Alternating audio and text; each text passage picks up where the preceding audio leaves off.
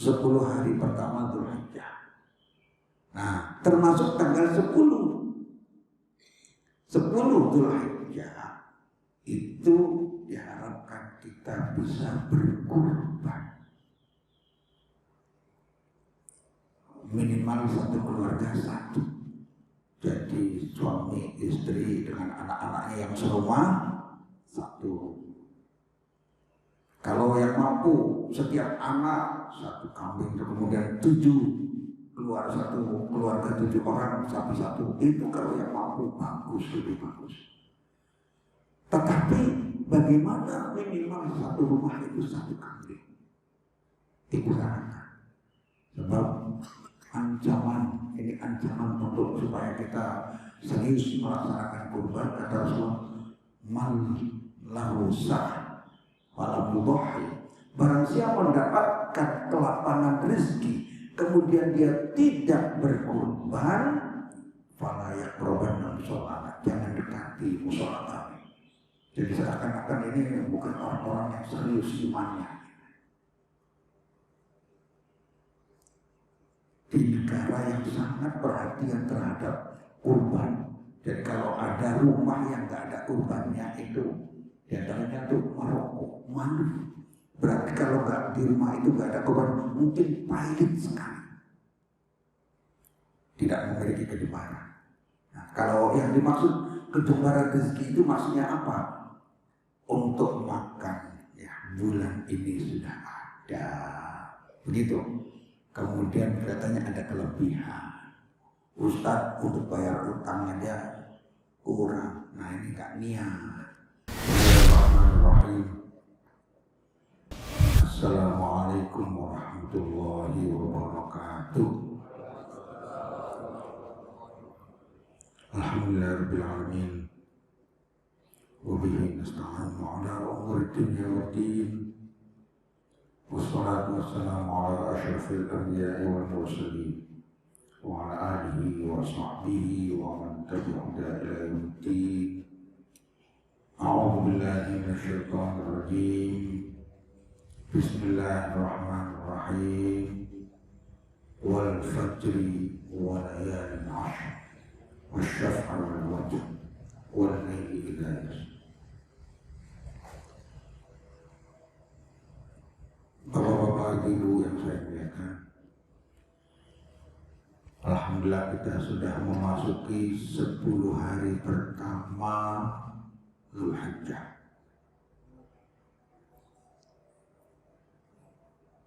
Sepanjang tahun yang paling afdal kalau dari hari Arafah. Doa yang paling afdal juga doa Arafah. Kemudian ini sepanjang tahun. Sedangkan bulan sepanjang tahun yang paling afdal adalah bulan Ramadan. Jadi 12 bulan yang paling istimewa bulan Ramadan.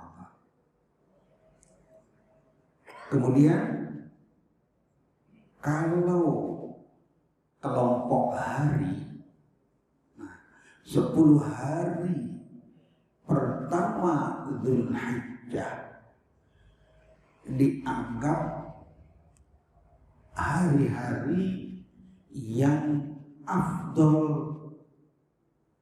secara global. 10 hari pertama kita masuk ini. Sedangkan 10 hari terakhir dari bulan Ramadan itu afdal dari sisi malam-malamnya. Ini pendapat ulama. Ada yang mengatakan bahwa secara mutlak 10 hari terakhir di bulan Ramadan afdal. Ya, seperti Ibnu Taimiyah mengatakan bahwa ini lebih afdal 10 hari terakhir dari bulan Ramadan itu yang kita sudah melewatinya insya Allah. Kemudian kalau siangnya, kalau malamnya 10 hari terakhir bulan Ramadan, siangnya 10 hari pertama dari Dzulhijjah. Ala kulli hal, keutamaan ini diberikan Allah kepada kita sebagai motivasi, dorongan, agar kita selalu didorong untuk banyak berbuat amal soleh. Itu awalnya begitu. Kalau dalam sehari semalam, bahwa yang paling afdol waktu itu adalah sepertiga malam terakhir, yang tadi malam Bapak-bapak Ibu sekalian pada tahajud, itu sehari semalam yang paling afdol itu doa dikabulkan. Kalau kita meminta akan diberi, kalau minta ampun diampuni, kalau minta tobat akan diberi tobat. Sepertiga malam terakhir dari setiap malam. Ya, kalau satu malam itu 12 jam, ya yang paling akhir sebelum subuh itu bisa dari jam 2 sampai subuh itu adalah waktu yang paling afdal. Kita yang sudah tua itu kalau nggak bangun keterlaluan. Jadi sudah harus bangun, ya, dibagi waktunya. Kalau bangunnya itu jam 3, sekarang subuhnya sekitar jam 4.30, 1,5 jam, dibagilah untuk sholat tahajudnya, untuk tilawatul Qur'annya, untuk doa-doanya, untuk istighfarnya dan sholawatnya. Sholawatnya 100 kali, istighfarnya 100 kali, dari sholatnya 11 rakaat. Sholat tahajud dengan witirnya rutin. Ya, kita mempercepat tidur, mempercepat bangun. Artinya 6 mubakkiran wa qum mubakkiran. Tidur cepat, bangun cepat. Kalau bisa jam 9 sudah tidur, jam 2 itu bangunnya enak.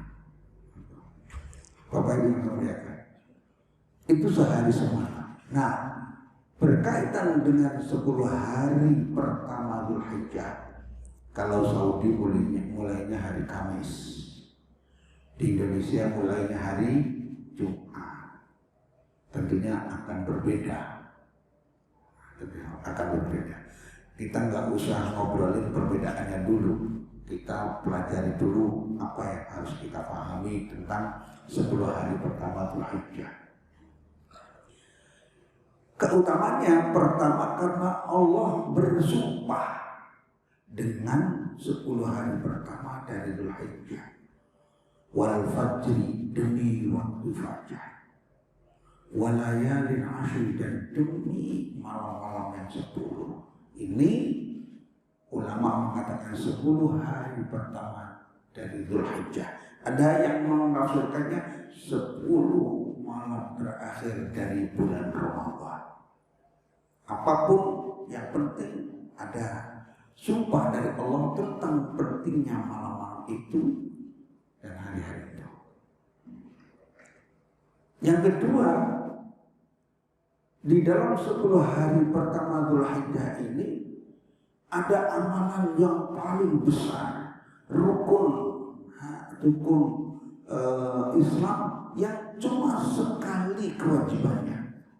Jadi bapak-bapak yang sudah haji juga jangan ada istilahnya mengumpulkan duit untuk haji gitu, sudah nggak wajib, sunnah, kecuali kalau seimbang untuk orang miskinnya, untuk masjidnya, untuk dakwahnya. Nah, masih ada juga haji lagi. Tapi sekarang bagi bapak-bapak yang umur 65 sudah nggak bisa haji. Umur 65 maksimal. Tapi sementara, mudah-mudahan kalau umroh bebas. Kalau umroh, Bapak Ibu semuanya, ada amalan ibadah haji, umroh. Ada hari yang terbaik sepanjang tahun, yaitu hari Arafah. Sampai Rasulullah bersabda, ma min ayyamin, tidak ada suatu hari, ada berapa hari, al-amalu sholih fiha ahabbu ilallah. Tidak ada hari-hari yang amalan soleh di dalamnya. Amalan soleh itu amalan-amalan yang diridhoi oleh Allah, yang diperintah oleh Allah. Amalan soleh di dalamnya ahabbu ilallah min hadhil ayyam, yang lebih dicintai oleh Allah dari hari-hari 10 hari pertama Dzulhijjah. Qalu, para sahabat bertanya, walal jihad fi sabilillah, apakah jihad fi sabilillah juga tidak menyamai amalan soleh di 10 hari pertama Dzulhijjah? Apakah tidak bisa menyamai? Walal jihad, wal jihad fi sabilillah juga tidak bisa menyamai amalan soleh di 10 hari pertama Dzulhijjah ini. Jadi bapak-bapak, ibu-ibu, zikir, istighfar 10 hari pertama Dzulhijjah ini, nanti ujungnya adalah sampai tanggal 10 hari Nahar, Idul Adha. Itu pahalanya lebih baik daripada orang jihad fisabilillah. Kata Rasul, illa rajul, kecuali seseorang yang kharaja bi nafsihi wa mali, dia keluar dengan dirinya, jiwanya, hartanya, semuanya dibawa, berjuang di jalan Allah, semalam yarji' min dzalika syai', kemudian habis semuanya, pulang cuma istilahnya dirinya saja. Tuh, bapak yang saya muliakan, artinya afdal. Maka setelah hari pertama Dzulhijjah ini, yang sudah lewat berapa hari, kalau di Indonesia ya sudah Jumat, Sabtu, nah ini sudah hari yang ketiga ya. Kalau di Saudi ya sejak mulai dari Kamis, Jumat, Sabtu sudah masuk yang keempat. Ini keutamaannya, karena Rasulullah bersabda seperti itu. Ya, kita perlu mengisi 10 hari pertama dari Dzulhijjah ini dengan amalan-amalan soleh. Memang dalam hadis yang lain disebutkan, ma min ayyamin a'dzam wa la ahabbu ila Allah min al-amal fihinna min hadhil ayyam. Tidak ada malam-malam, hari-hari yang amal soleh di dalamnya lebih afdal daripada malam-malam hari-hari ini. Hari-hari yang 10 hari pertama Dzulhijjah ini. Kemudian perintahnya faksiru, dan perbanyaklah fihinna, pada hari-hari yang 10 hari itu, minat tahlil wa takbir wa tahmid. Perbanyaklah baca la ilaha illallah, perbanyaklah baca Allahu Akbar, perbanyaklah baca alhamdulillah. Ini hadisnya. Alhamdulillah, Allahu Akbar, la ilaha illallah. Nah sekarang amalan apa yang harus kita lakukan, kita isi, karena kita membutuhkan. Bapak menyampaikan, kita ini setiap harinya berubah, setiap hari berubah. Dosa kita juga boleh jadi bertambah. Umur jelas nambah. Problem juga berubah dari satu waktu ke waktu. Dulu beberapa tahun yang lalu, saat ketemu di sini, bapak-bapak, ibu-ibu masih muda-muda. Yang saya tahu bapak-bapak ini banyak yang muda-muda. Dulu masih ada yang belum pensiun, sekarang sudah mulai ada yang pensiun, kan gitu. Itu beda, caranya tuh berubah. Oleh sebab itu, dengan berubahnya kita dan berlalunya hari, maka sikap kita untuk mengisi hari-hari seperti ini juga harus berubah, bahwa kita lebih dekat menuju kuburan. Dekat. Kullu amrin qarib, segala yang akan datang itu adalah dekat. Sedangkan kullu ma fata, yang sudah berlalu, itu yang lama tidak pernah akan kita jumpai. Nah, sekarang karena kita kondisinya sudah seperti ini, kondisi negaranya juga beda, kondisi ekonominya juga beda. Seharusnya sikap-sikap kita juga jangan seperti biasa. Ketika kita tahajud, doanya juga sudah berbeda-beda, maksudnya berbeda yang kita minta. Anak kita yang tadinya belum waktunya untuk menikah, perlu kita doakan kalau sudah sampai waktunya untuk menikah. Anak kita yang tadinya belum punya anak, sekarang menjadi kitanya sudah punya cucu, sudah berubah. Tentunya doa dan amalan kita juga sesuai dengan kebutuhan kita saat ini. Tahunnya juga berbeda. Tahun 2024 juga akan berbeda.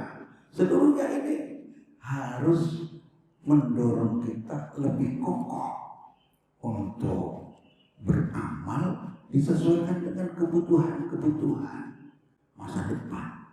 Dan sebaik-baik manusia itu adalah yang berpikir masa depan. Berpikir masa depan.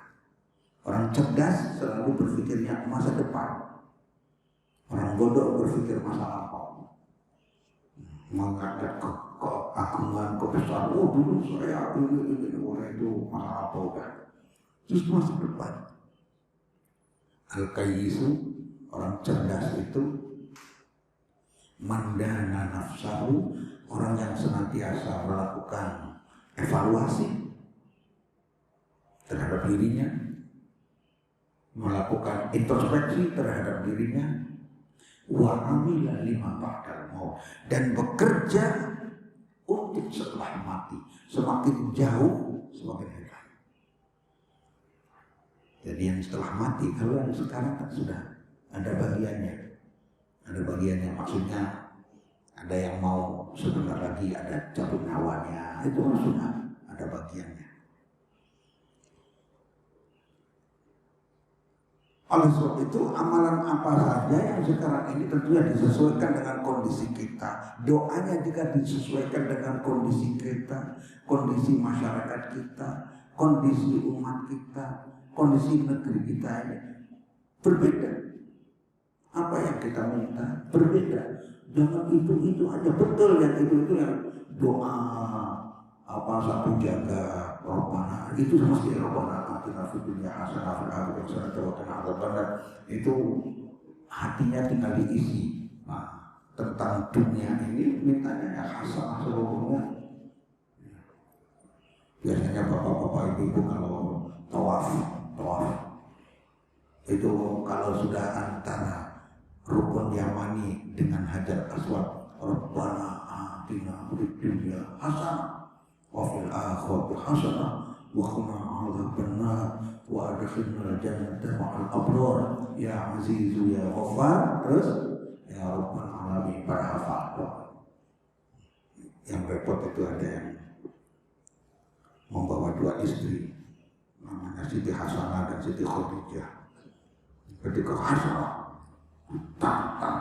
Hasanah dulu yang disebut, Rabbana atina fid dunya hasanah dulu, kata Khadijahnya. Akhirnya suaminya Rabbana atina fid dunya hasanah wa fil akhirati Khadijah. Nah, yang nggak bener itu jadinya. Nah, itu anekdot saja. Bapak Ibu sekalian. Pertama, amalan yang afdal pada hari-hari ini adalah ibadah haji dan umroh. Itu haji dan umroh amalan. Karena apa? Al-hajjul mabrur laisa lahu jazaa'un illa jannah. Haji mabrur itu pahalanya surga, titik. Kita yang cari apa sih hidup ini? Di dunia ini kan, coba ada yang di dunia ini kalau tidak iman, tidak tawakal, ada yang bahagia? Kan ada. Hanya orang mukmin yang bahagia itu. Tapi kalau Bapak Ibu merasa nggak bahagia, berarti imannya ada masalah. Itu aja. Tawakalnya ada masalah. Kalau nggak merasa bahagia, harus bahagia seorang muslim. Kalau yang nggak bahagia di dunia, tidak mungkin masuk surga. Wah, susah juga. Maksudnya kalau orang tidak bahagia ini artinya orang itu tidak mukmin, kemudian tidak tawakal, tidak sabar. Karena hanya orang-orang yang tawakal, yang sabar, yang syukur, orang yang bahagia itu. Kalau syukur, Bapak Ibu kan segala macamnya enak, makannya enak, semuanya enak kalau bersyukur. Tapi kalau grundel dulu, semuanya nggak enak, dan nggak bahagia. Maka hanya orang mukmin. Maka Rasulullah pernah bersabda begini, ajaban li amril mukmin, aneh urusan mukmin itu. Fa inna amrahu kullahu khair, karena urusannya semuanya baik, nikmat bagus. In asobathu ni'mah syakar, kalau mendapatkan nikmat dia bersyukur. Wa in asobathu dharra sabar, kalau dia mendapatkan ujian dia sabar. Semuanya baik. Ketika syukur, pahalanya berlimpah. Ketika sabar, pahalanya tanpa batas. Jadi sabar. Untung. Jadi ibu-ibu kalau punya suami yang marahin dulu kemudian sabar, pahalanya tanpa batas. Sama bapak-bapak juga. Kalau punya istri rela, bapak sabar, pahalanya tanpa batas. Enak mana Pak? Kalau begitu punya istri rela aja ya. Udah, jangan kira-kira. Yang penting apa yang ada itu yang terbaik menurut Allah. Itu yang terbaik. Tinggal bagaimana mensikapi hidup ini, nggak akan berubah. Yang berubah sikap kita. Problem biasanya nggak berubah. Yang merubah sikap kita. Ini dari dalam. Antara syukur dan sabar, tawakal dan amalan-amalan itu yang disebut amalan hati merupakan inti dari kita. Jadi haji dan umrah.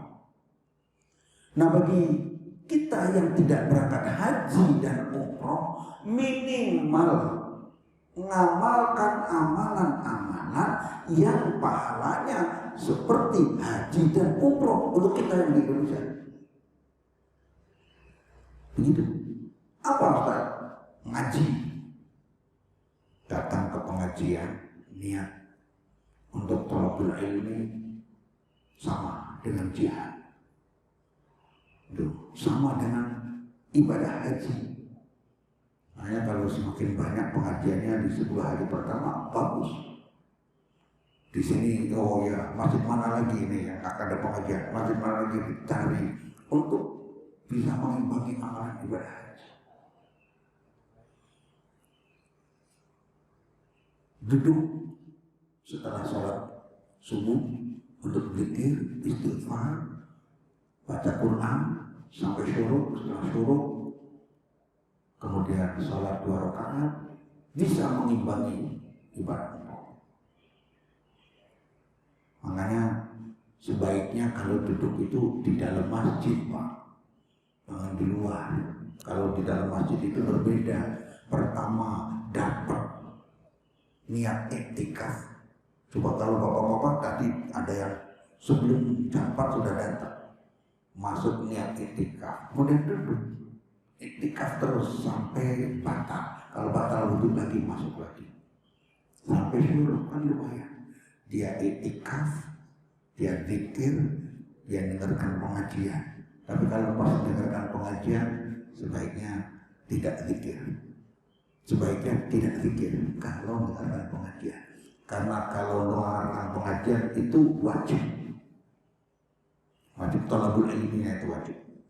Jadi yang pertama adalah haji dan umrah. Untuk kita amalan-amalan yang mengimbangi haji dan umrah.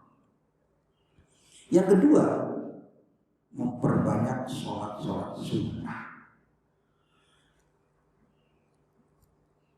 Setelah sholat-sholat fardu tentunya.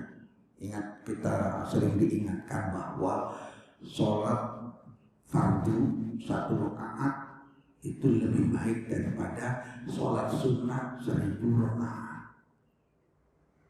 Maka kalau sholat fardu serius, khusyuk, ada inti rukun. Sholat sunnah juga serius, khusyuk, tapi artinya yang rukun ini yang cuma hanya 5 menit ya, sholat subuh itu bagaimana konsentrasi terus dekat dengan Allah. Kalau imamnya membaca ayat kita nggak paham, zikir aja dalam hati, ingat Allah. Kalau paham, mengikuti seperti Quran birbil falak, masa tak paham ya, ayat-ayat dan surat-surat pendek itu perlulah difahami sedikit-sedikit. Jangan tambah umur, faham Qurannya gak nambah-nambah, Pak. Itu. Makanya kalau punya anak harus pinter agamanya, dan kalau sekarang punya cucunya pinter agamanya, apalagi hafal Quran, bahasa Arabnya bagus, sehingga nanti pemahaman tentang agama itu semakin kuat. Memperbanyak sholat sunnah. Yang biasa yang rutin kan Bapak Ibu sekalian dari tahajud, witir, kemudian qobliyah subuh, kemudian sholat fardu subuh, kemudian pada subuh tilawah, witir. Kalau nggak ada pengajian tilawah, witir. Bagaimana untuk bisa berzikir bersama-sama sampai syuruk? Untuk hari-hari ini kalau bisa tiap hari sampai syuruk. Entah caranya bagaimana, ayo umpamanya kita saling mendengarkan Al-Quran satu sama satu atau sama-sama. Kalau 30 orang membaca juz ini, 30 juz, kita mengatakan doa bersama. Udah yang baik-baik saja. Minimal itu sampai syuruk. Sampai syuruk berubah. Ini untuk kita amalkan di 1 hari pertama Dzulhijjah. Diharapkan nanti setelah itu terbiasa. Yang ketiga, amalan sholat dalamnya itu berpuasa 9 hari kalau memungkinkan. Ya besoklah kalau belum mulai. Kemarin kalau yang mulainya hari Kamis kan Kamis sudah puasa minimal dari 9 hari itu sampai tanggal 1 sampai tanggal 9. Nah minimal hari Arafahnya ya, lebih luas lagi Senin, Kamis, Arafah dan Arafah 3 minimal. Usaha kalau bisa bapak-bapak, ibu-ibu ya mulai dari tanggal pertama luar biasa puasa sampai, karena apalagi puasa Arafah itu mohon maaf kalau saya mengatakan dimaksimalkan. Karena Rasulullah SAW bersabda, "Siyamu Arafah, puasa hari Arafah. Atas doa Allah, saya mengharapkan dari Allah apa? Ayyukaffirus sana allati qablah, menghapuskan dosa-dosa tahun yang lampau. Wasana allati ba'dah, tahun dosa-dosa tahun setelahnya. Jadi tahun setelahnya, setelah kita ini puasa itu sudah ada jaminan untuk diampuni dosanya. Maka jangan ditinggalkan. Memaksimalkan. Sudah niat. Kalau masalah sakit apa itu kehendak Allah. Tapi kalau sudah niat, sudah ditulis niatnya itu. Hari-hari 10 hari pertama dimaksimalkan untuk bisa berpuasa. Itu dari hadisnya riwayat Muslim ya, bahwa siyamu Arafah, puasa Arafah, akhtasibunallah, bahwa aku mengharapkan dari Allah Subhanahu wa taala ayat kafra sanah allati qabla sanah allati ba'da. Ya, menghapuskan dosa-dosa tahun yang lampau dan menghapuskan dosa tahun yang akan datang. Berikutnya amalan yang diperbanyak di 10 hari pertama adalah memperbanyak takbir, zikir, tahmid. Ya, karena hadis yang saya bacakan di awal, fakiru fi tahlil, takbir, tahmid. Perbanyaklah membaca tahlil, tahlil la ilaha illallah, la ilaha illallah, la ilaha illallah. Ditarget kalau bisa sambil apa istilahnya kerjanya, sambil nyetirnya, jalan kakinya diisi itu. Jadi subhanallah, alhamdulillah, la ilaha illallah, Allahu akbar, subhanallah terus. Karena ini landasan. Fadhkurullah fi ayyamin ma'lumat. Banyaklah mengingat Allah pada malam-malam, pada hari-hari yang maklumat. Maklumat, ayyam maklumat ini adalah 10 hari pertama Dzulhijjah. Disuruh untuk berzikir, perintah Allah Subhanahu wa taala. Tapi perintahnya untuk sunnah. Apalagi kalau merasa ada Bapak Ibu sekalian ada memiliki kebutuhan yang berat, yang besar, banyaklah ini. Berikutnya 10 hari pertama Dzulhijjah. Nah, termasuk tanggal 10 Dzulhijjah itu diharapkan kita bisa berkurban. Minimal satu keluarga satu. Jadi suami istri dengan anak-anaknya yang serumah satu. Kalau yang mampu setiap anak satu kambing, kemudian 7 keluar satu keluarga 7 orang sapi satu. Itu kalau yang mampu bagus, lebih bagus. Tetapi bagaimana minimal satu rumah itu satu kambing? Diusahakan. Sebab ancaman untuk supaya kita serius melaksanakan kurban, kata Rasulullah, man lahu sah walam yudhi. Barang siapa mendapatkan kelapangan rezeki kemudian dia tidak berkurban, fala yaqrabanna musholana, jangan dekati mushola kami. Jadi seakan-akan ini bukan orang-orang yang serius imannya. Di negara yang sangat perhatian terhadap kurban. Jadi kalau ada rumah yang nggak ada kurbannya itu, diantaranya itu Maroko, Manu. Berarti kalau nggak di rumah itu nggak ada kurban, mungkin pahit sekali. Tidak memiliki kejemparan. Nah, kalau yang dimaksud kejemparan rezeki itu maksudnya apa?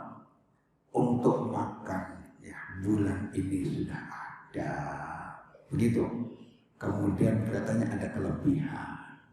Ustadz untuk bayar utang aja kurang. Nah ini gak niat. Nah, kalau kita setiap bulan itu wajib untuk menyisihkan. Namun itu kewajiban. Untuk masa-masa sulit, untuk masa-masa banyak malam-malam hari-hari yang perlu sedekah itu. Soalnya ada orang yang ya dia ada tukang-tukang saya itu 1 hari untuk rokok itu 1 bungkus. Sebungkusnya berapa? Ada yang 20.000 ada yang sampai 25.000 lebih. Lah sebulan kali 30 600.000 kalau yang 20 hari. Nah setahun 12 kambing. Kemudian kalau berapa tahun? Tukang saya di pesantren itu ada yang sudah 17 tahun. Bukan 17 tahun kali 17 bisa untuk daftar haji. ini dibakar untuk rokok. Artinya orang yang nggak niat emang, nggak niat untuk beramal. Begitu. Untuk itu kita setahun ada disisihkan. Berikutnya, nah, kalau bagaimana Ustaz kalau menyembelih kurbannya tanggal 11, 12, 13 Dzulhijjah boleh. Tapi kan niatnya ini, niat baiknya ini 10 hari pertama Dzulhijjah ini. Coba berniat, Allah ada rezeki beli kami kurban. Begitu, dimaksimalkan. Amalan berikutnya secara umum hadis kan, mamin ayamin, tidak ada hari-hari Allah amal soleh fi'nya, amal soleh di dalamnya itu ahabullah, lebih dicintai oleh Allah. Itu amalan soleh. Artinya amalan soleh di 10 hari pertama ini banyak, dan itu bagaimana kita lakukan. Yang mulai dari sholatnya, zikirnya, sholawatnya, istighfarnya, dan terus amalan-amalan soleh, sedekahnya, terus rutin. Pada kita mewajibkan diri untuk, ya Allah, ini belum tentu kita ketemu lagi dengan 10 hari pertama dari Dzulhijjah ini. Tergantung daripada kemampuan. Yang penting rutin. Kecil nggak apa-apa. Misalnya 1000 1 hari nggak masalah. Yang penting niat. Jadi hidup ini ada orang yang berniat, ada yang tidak. Kan pernah mendengar ceritanya Nabi Ibrahim dibakar oleh Namrud. Nabi Ibrahim dibakar oleh Namrud itu burung itu nyucuk air, diteteskan di api itu. Kata cecok, ngapain lo? Nggak akan padam hanya dengan setetes air dari cucuk diambil kemudian untuk memadam, nggak akan padam. Betul. Tetapi niatnya itu mulia. Apa yang dia bisa kerjakan? Nah ini nih penting Bapak Ibu sekalian. Kita itu apa yang dalam diri kita untuk niat memberikan kepada orang-orang miskin, membela orang-orang yang menderita. Apa niat kita? Ada enggak? Khawatirnya nggak ada. Kita ingin apa, minimal bagaimana masyarakat sekeliling ini jadi soleh-soleh semuanya. Niat ada, yang terpenting nggak ada niat sama sekali. Malahan kemudian ada nyeleneh kayak cecak. Makanya cecak di mana-mana itu perlu dibunuh. Hati-hati kalau di rumahnya banyak cecak. Kalau diberi cari untuk dibunuh. Kalau dongeng orang tua dulu itu katanya yang menyuruh orang kafir melempar batu ke gua di mana Rasulullah bersembunyi saat ketika hijrah. Nah itu cepat. Lalu kemudian sampai Rasulullah ada yang istilahnya giginya itu sampai ada itu cepat. Makanya perlu kalau ada dibunuh. Amal soleh birrul walidain, mendoakan kedua orang tua yang sudah meninggal. Kalau masih itu sempat untuk ya minimal ya kalau masih ada, kalau nggak bisa datang kirimkan saja uangnya, lebih afdal ya daripada untuk datangnya saja membutuhkan biaya yang berat. Kemudian ya kalau bisa datang ketemu, kalau masih ada bagus sekali itu ya Allah. Untuk bapak-bapak ibu yang masih ada orang tuanya. Silaturahim, merapatkan soft bersama-sama, ada pengajian apa yang baik-baik seluruhnya. Amal soleh sangat banyak, semua yang diridhoi oleh Allah SWT. Yang ketujuh, di antara amalan-amal soleh yang diharapkan dianjurkan itu banyak bertobat, banyak istighfar dan tobat. Kalau istighfar istilahnya meminta ampun, tobat itu kembali kepada Allah, tabatu. Kalau istighfar ada dosa, nggak ada dosa, bagus. Kalau ada dosa, istighfar wajib. Kalau ada dosa, tobat wajib. Tobat itu secara keseluruhan kembali kepada Allah. Kalau istighfar meminta ampun dari yang pernah dilakukan. Jadi kembali kepada Allah, berdosa tidak berdosa, ingin kembali kepada Allah. Lalu istighfar dari dosa. Kalau dosa, istighfarnya wajib, tobatnya wajib. Kalau umpama kita ini lepas dari dosa, umpama kita nggak pernah ada dari kita ini yang lepas dari dosa, makanya itu lebih wajib lagi untuk banyak istighfar, banyak tobat kepada Allah. Minimal ahli surga itu adalah menjelang subuh itu istighfar. Menjelang subuhnya, jadi Rabbi firli wa tub alayya innaka antat tawwabul ghafur. Rabbi firli wa tub alayya innaka antat tawwabul ghafur. Itu dua-duanya. Rabbi firli, ampunilah aku ya Allah. Wa tub alayya, dan dekatlah tobat kepadaku ya Allah. Innaka antat tawwabul ghafur. Engkau Maha pemberi tobat dan Maha pengampun. Rabbi firli wa tub alayya innaka antat tawwabul ghafur. Rutin setelah ada menjelang subuh, setelah witir, duduk, dibagi doa, ya tilawah, istighfar. Kemudian yang ini masih banyak masalah itu. Minimal Bapak Ibu sekalian, nanti kita sholat Idul Adha diusahakan, bahkan disunahkan semua orang yang ada di rumah kita berangkat untuk Idul Adha. Walaupun maaf ada yang di luar masjid, yang masuk yang suci aja, tapi untuk syiar, maka indah sekali kalau seandainya Idul Adha-nya bersama. Nah, masalah mungkin ada yang mau nanya ini. Sebelum Bapak tanya, saya berikan penjelasan terlebih dahulu ini. Mungkin, wah ini gimana? Arafahnya berbeda. Arafah itu secara waktu tanggal 9 Dzulhijjah. Itu loh, tanggal 9 Dzulhijjah. Nah sekarang bagaimana kalau seandainya Dzulhijjahnya mulainya berbeda, maka mesti akan berbeda. Contoh tahun sekarang ini, nanti orang-orang saat di Arafah itu hari Jumat.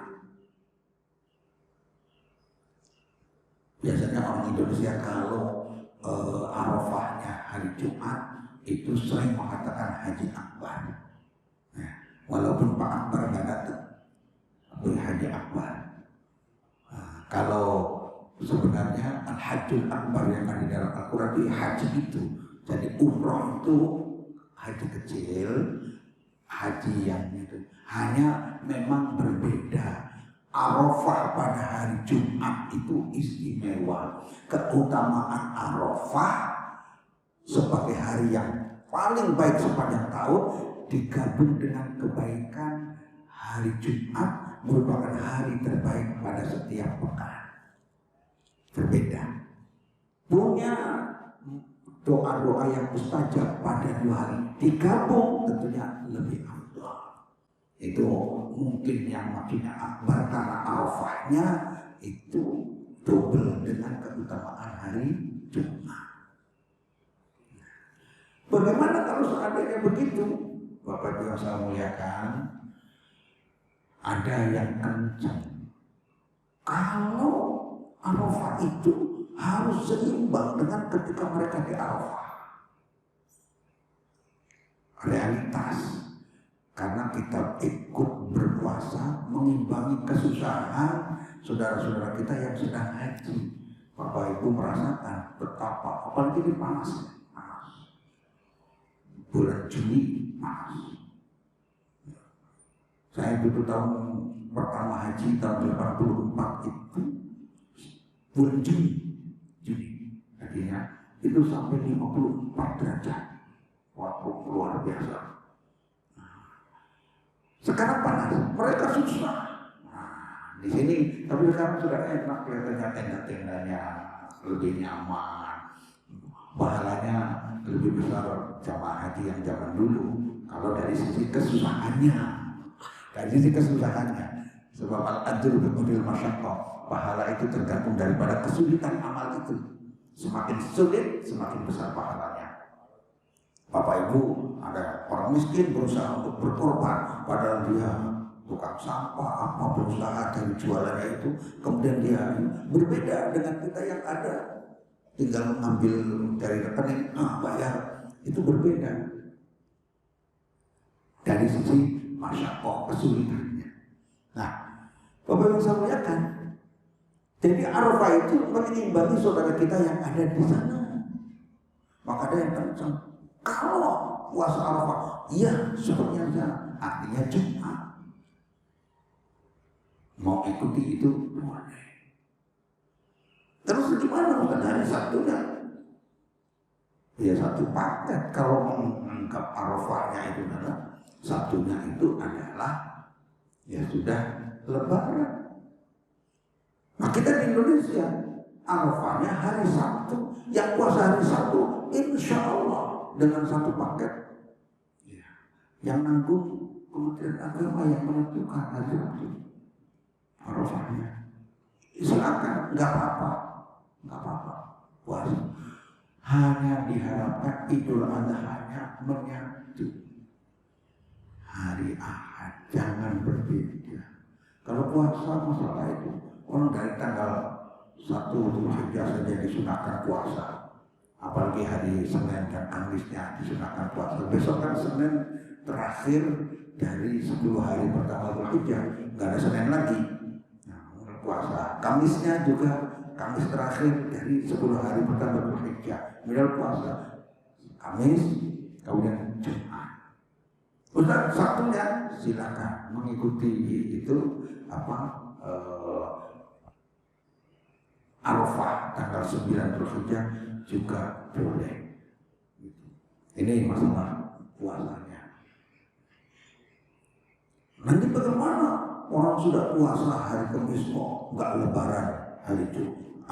Sudah puasa hari Jumatnya nggak Lebaran hari Sabtu. Lebarannya ditunda apa-apa. Barang sunnah. Jangan ribut masalah sunnah.